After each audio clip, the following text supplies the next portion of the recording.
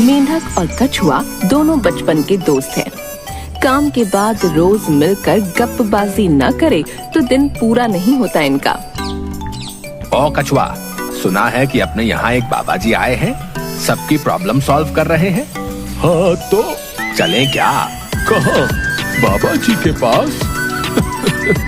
क्या होगा वहाँ जाकर बे? तेरी प्रॉब्लम वो नहीं समझेंगे, वो सन्यासी है सन्यासी। छोड़ो बे अपना फालतू भाषण। तुमसे तो आज तक मेरी प्रॉब्लम सॉल्व नहीं हुई। कभी सीरियस हुए हो बे मेरी प्रॉब्लम को लेके?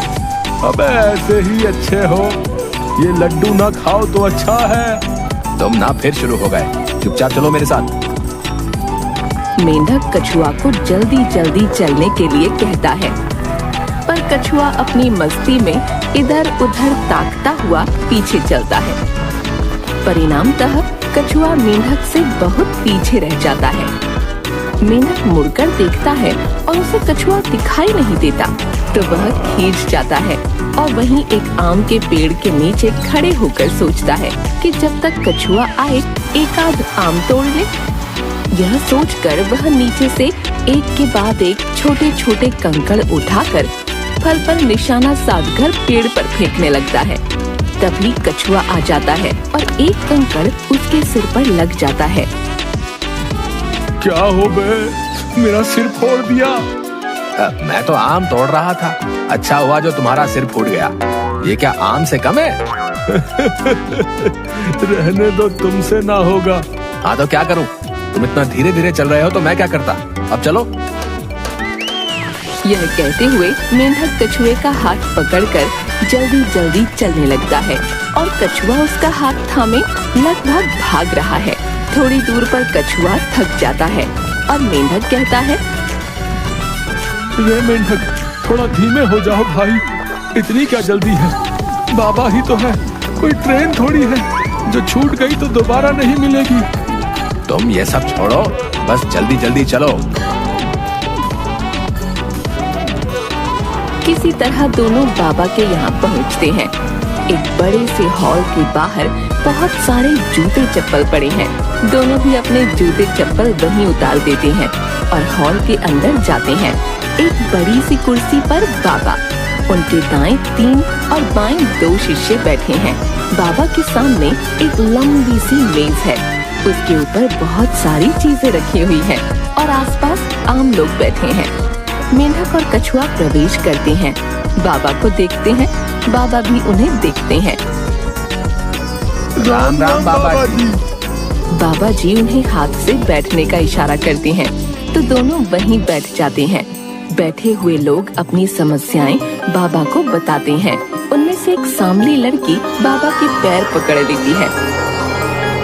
क्या हुआ बेटी, बता, तेरी क्या समस्या है? बाबा जी क्या बताऊं, मेरी समस्या मैं खुद हूँ। मैं समझा नहीं बेटी, तुम क्या कहना चाहती हो? लड़की चारों ओर देखकर, समझ जाओ ना बाबा जी, आप तो अंतर्यामी हो। अरे मैं अंतर्यामी नहीं, उस ऊपर वाले का बस एक दास हूँ, इस दुनिया का सेवक हूँ। दुनिया के सेवक, दास, और आप? हंसते हुए मुंह बना लेती है, उसे कुछ समझ नहीं आता। मैं सिद्ध योगी हूँ, अगर तुम अपनी समस्या बताओगी तो कोई समाधान जरूर पाओगी। लड़की सिर झुकाकर बाबा के पैर पकड़ लेती है। बाबा जी मुझे गोरा कर दो। गोरा? लड़की हाँ में सिर हिलाती है। ना बाबा ना, ये तो ऊपर वाले की देन है। रंग रूप कद काठी तो भगवान बनाता है, मैं उसे कैसे बदल सकता हूँ? प्लीज बाबा जी कर दो ना। बाबा थोड़े गुस्से से उसे घूर कर देखते हैं और पूछते हैं, क्या करेगी गोरा होकर? माधुरी दीक्षित बनूंगी। सब हंसने लगते हैं।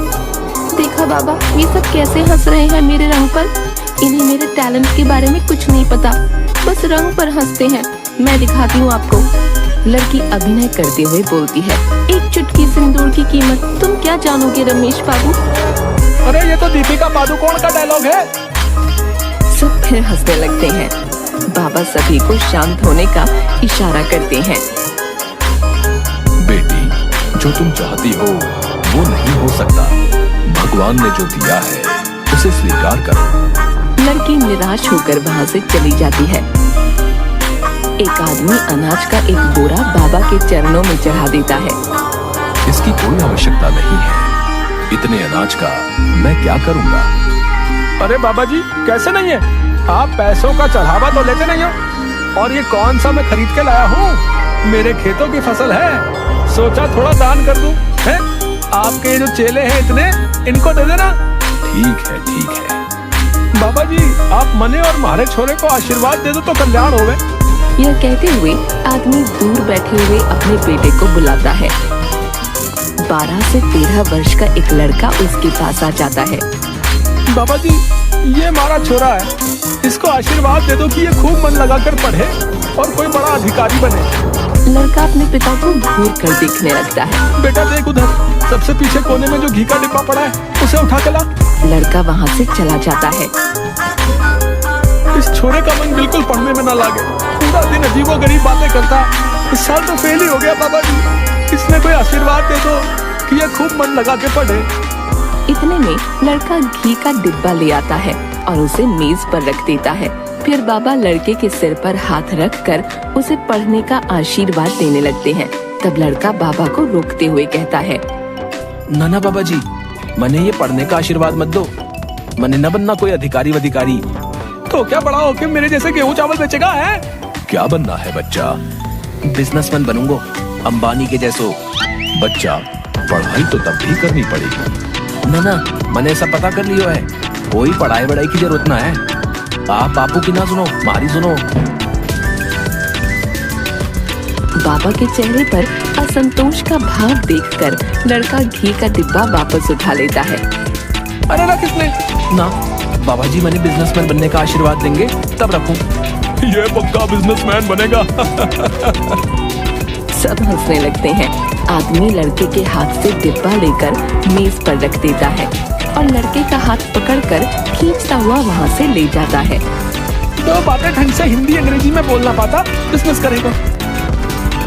बाबा एक लोटे में पानी पीते हैं। तभी मेंढक और कछुआ आकर बाबा के पैर दबाने लगते हैं। अब बाबा जी हमारी प्रॉब्लम भी। तो बाबा जी हमारी प्रॉब्लम भी। बोलो बोलो। बाबा, मैं मेंढक राम और ये कछुआ राम। प्यार से लोग हमें मेंढक और कछुआ कहते हैं। क्या करते हो दोनों? मैं पोस्ट ऑफिस में काम करता हूँ। मैं टेलीफोन निगम में। जैसे नाम वैसे काम है। कहीं से हंसने की आवाज आती है। सब हंसने लगते हैं और बाबा शांत होने का इशारा करते हैं। समस्या बताओ। इसकी शादी नहीं हो रही। इसकी शादी नहीं हो रही। किसकी? इसकी शादी नहीं हो रही। इसकी शादी नहीं हो रही। तभी कछुआ की बीवी आ जाती है। अच्छा, तो तुम यहाँ अपनी शादी करवाने आए हो, तो मैं कौन हूँ? लोग तो कहते हैं कछुआ सीधा आदमी है, तुम तेज हो। यह देखो सीधापन। अरे नहीं भाग्यवान, यहाँ तो हम मेंढक की शादी का पूछने आए हैं। तो ये तुम्हारी तरफ क्यों इशारा कर रहा है? काहे बे, मेरी तरफ क्यों इशारा करते हो? चलो उठो यहाँ से, घर चलो, तुम्हें बताती हूँ। बाबा जी, ये मेंढक की शादी नहीं होने वाली। 50 रिश्ते तो मैंने बता दिए इसे। कोई न कोई कमी निकालता रहता है।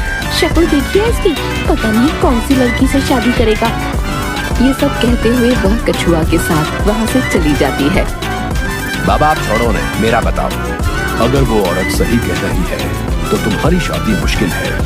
ऐसा ना कहो बाबा, कोई तो उपाय करो। देख बेटा, सबको उस भगवान ने बनाया है। हम कौन होते हैं किसी को ठुकराने वाले? अब से जो पहला रिश्ता आए उसे स्वीकार कर ले। अपनी गृहस्थी बसाना तेरे हाथ में है। प्रणाम बाबा।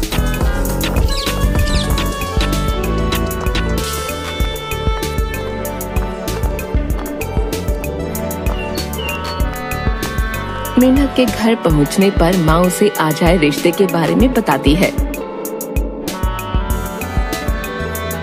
पर मेंढक अनसुना कर देता है और खाना खाकर अपने कमरे में चला जाता है। पूरी रात उसके दिमाग में सपने में कभी कछुआ की बीवी तो कभी बाबा की कही बातें आती रहती हैं। मेंढक अपने भावी जीवन को लेकर डर जाता है। अगले दिन माँ के दोबारा रिश्ते की बात छेड़ने पर वह तुरंत शादी के लिए तैयार हो जाता है और बहुत धूमधाम गाजे बाजे के साथ मेंढक की शादी हो जाती है।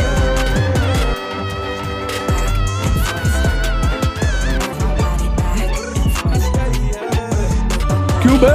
कितने दिन हो गए आते क्यों नहीं हो? हैं? अकेले मजा नहीं आता यार। पता तो है अब मेरी शादी हो गई है। तो मेरी नहीं हुई। वैसे भी पूरे दिन क्या झाड़ू पोछा करते हो? हाँ सच्ची? तुम्हारी कसम। ना ना, मेरी कसम ना खाया करो, तुम चबे ना खाओ। क्यों बे, तुम नहीं करते हो? ना, मैं तो कछुआ हूँ ना। हाँ तुम तो इतना धीरे धीरे, इतने में तो पूरे दिन के बर्तन भी धुल जाएं। बेटा कहा था ना ये लड्डू ना खाओ, अब खाए हो तो लो मजा।